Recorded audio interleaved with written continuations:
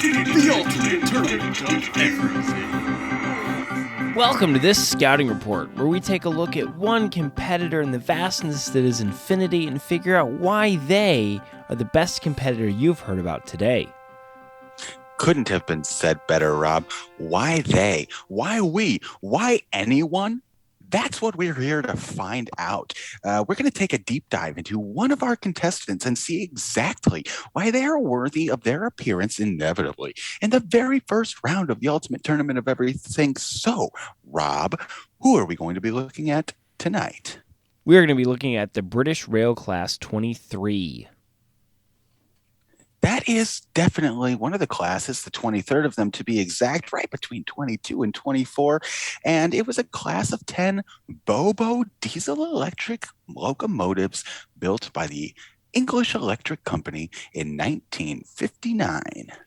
The power unit used is everybody's favorite Napier Deltic T929 9-cylinder engine, driving an EE generator, which powered the 4 traction motors that were numbered D5900 to D5909. So this is a diesel electric engine actually, the single half-size version used in the more powerful British Rail Class 55 locomotives.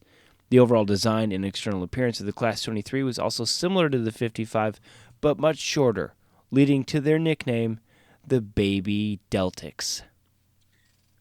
Baby it may have been, but beast it was nonetheless. This looks like it had a length of 52.6 inches, a weight of 74 long tons. Apparently, this is also known as an imperial ton or a displacement ton, but it certainly sounds heavy. Upon initial completion, they were found to weigh about 3 long tons over the specification weight of 72. Looks like they had to cut a little weight. Yeah, as trains usually tend to do. Now, after their acceptance trials at Doncaster, they entered service between April and June of 1959.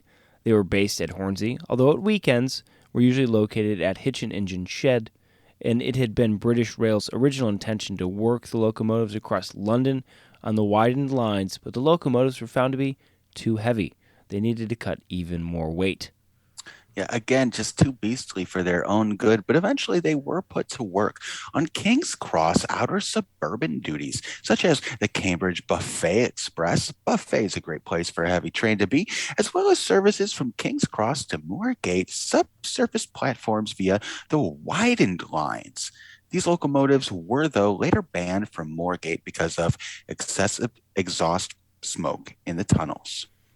Well, and the problems continued. Initial problems with the locomotives were minor and varied, although a problem with cracking in the cylinder liner around the injector hole required the engine to be changed. And by November, 7 engines had been changed, and this reduced availability first raised comparisons with the better reliability of the Class 24 Type 2 trains. And this trend would only continue into the next year. By October of 1960, the emphasis of failures had shifted from the ancillaries to the engine itself. Locomotive mileages had only reached 40 to 60,000 miles each, including stoppages, whilst in this 18 months there had been 44 engine changes across only 10 locomotives. The 4 main engine problems that had been identified were fractured cylinder lines from the injector hole,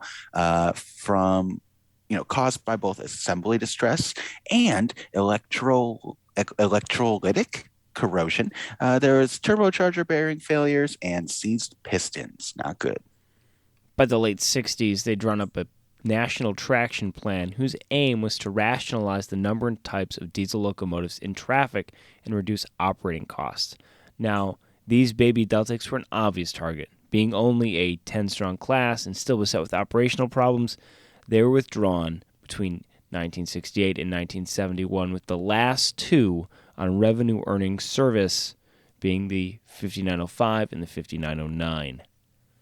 But that does not mean that you can't own one of your own for this is a very model friendly train. If you're into model trains, the Class 23 Baby Deltic is made as a kit and ready to run in the OO gauge by Silver Fox Models.